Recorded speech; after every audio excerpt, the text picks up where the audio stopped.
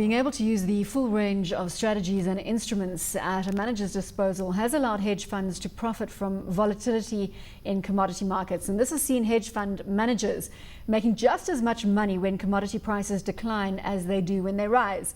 Here to tell us how these managers go about their business is Blue Ink's Tatenda Chapanduka. Thanks so much, Tatenda, for your time. So talk to us a little bit about the hedge fund industry in the commodities space and the direction right now that you're enjoying. Okay, I think the hedge fund industry within the commodity space at the moment is still quite a small part or a small segment of the full hedge fund industry, but it is growing very well because of the strong performance, which especially locally, which the managers have managed to garner over the past couple of years. In terms of what we are seeing in the market at the moment, there are guys who have been playing relative value strategies within the Greeks market, trying to play arbitrage strategies between what's being traded maybe on CFX and what's being traded maybe maize being traded on CFX versus corn which will be traded on Chicago or on New York Stock Exchange. So in terms of there being opportunities, there is a lot of opportunity that you are seeing, and in terms of the assets, it's still quite a small industry compared to the full range of the hedge fund space within South Africa. But we will see a lot of appetite and a lot of reason for it to grow further into the future. Tatenda, obviously many South Africans think about commodity trading being very much around the hard metals, platinum, gold, perhaps some of the mining companies. Just give us a sense of the range and spectrum of activities within what you call the commodity space. I mean, are we talking about firms on one instance that are trading purely just perhaps hard metals, copper, gold, platinum, or are they kind of mixing them all together, trading a bit of corn and copper and agricultural products and mixing that with the other stuff, or is it very specialized in terms of these types of activities? Okay, sure.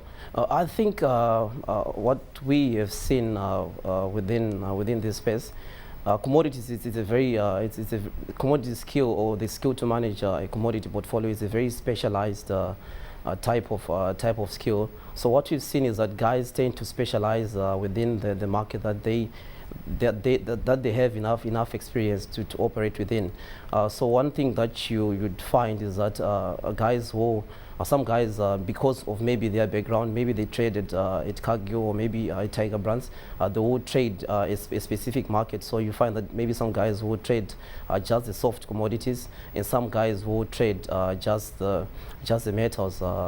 And also that kind of leads into also the specialism which exists between the strategies themselves.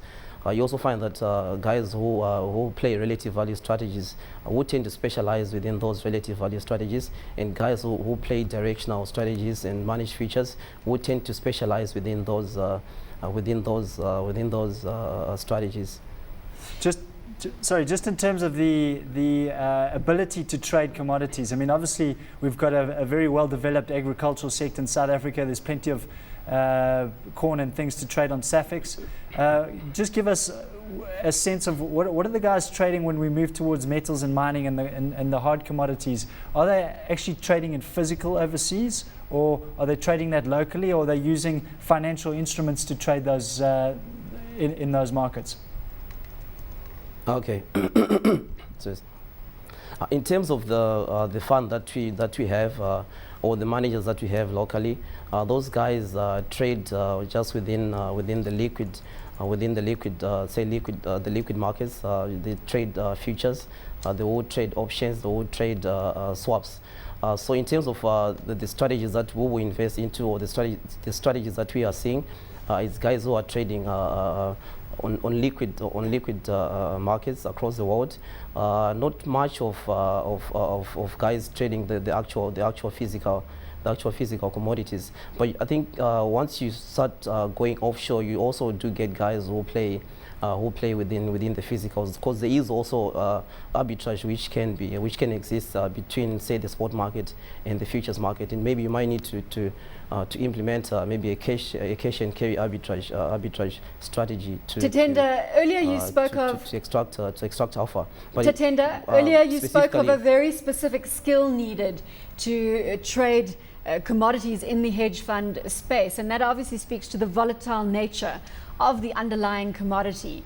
High risk, obviously high risk yields a high reward, but you obviously have to have appetite for that risk to be in this space.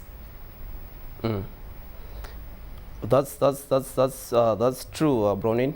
I think when you look at commodities, or an investor who should be comfortable with the risk which comes with commodities is somebody who would maybe who is willing to invest into equities. Because if you look at the risk or the return distribution of commodities, it's almost equity-like, and therefore commodities do come with some volatility, and I think now once you start moving into the hedge fund space, and you can go long and you can go short, and you can also implement some relatively low risk strategies, you can act to dampen your volatility.